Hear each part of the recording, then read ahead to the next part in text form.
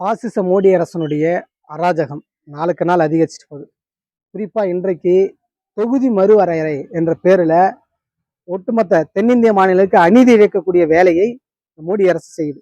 ஏன் செய்யுதுன்னா, இந்த ஆர்எஸ்எஸ் சங்க பரிவார கும்பலுக்கு ஒரு திட்டம் இருக்கு.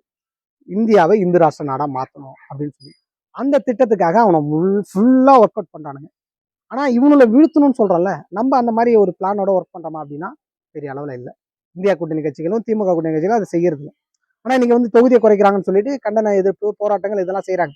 சரி, ஓகே, அவனை வீழ்த்துவதற்கு ஒரு பிளான் வேணும்ல, அந்த அடிப்படையில செய்யணும். ரெண்டாவது, இப்ப மக்கள் தொகை குறைக்கணும், கட்டுப்படுத்தணும் அப்படிங்கிற நடவடிக்கையில 1975 காலகட்டங்கள்ல இருந்து பாத்தீங்கன்னா நமக்கு இருவர் நாம் இருவர் நமக்கு இருவர் போன்ற திட்டங்களை கொண்டு வந்தாங்க.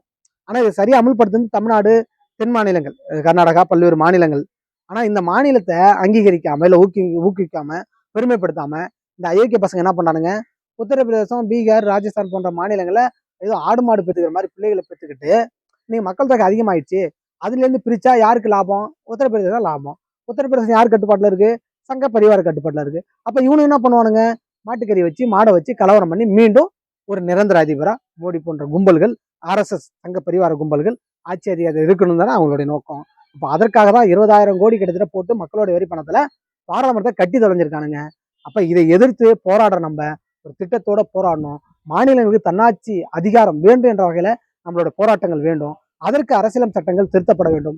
மேலும் இது திருத்தணும்னா ஒரு ஜனநாயக கூட்டரசு என்பது இருக்கணும். அது இருந்தால் மட்டும்தான் மாநிலத்துக்கான உரிமை, தேசிய இனங்களுக்கான பாதுகாப்பு போன்ற விஷயங்களை நம்ம செய்ய முடியும். அப்ப ஒரு திட்டத்தோடு ஜனநாயக கூட்டரசு அமைப்பதற்கும் அரசியலமைப்பு சட்டங்களை திருத்துவதற்குமான போராட்டமாக இத்தகைய போராட்டத்தை நாம் மாற்ற வேண்டும். அதற்கு மக்கள் நாம் அனைவரும் ஓரணியிலே திரண்டு இந்த பாசிச கும்பலுக்கு எதிரான போராட்டத்தை தீவிரப்படுத்துவோம். நன்றி.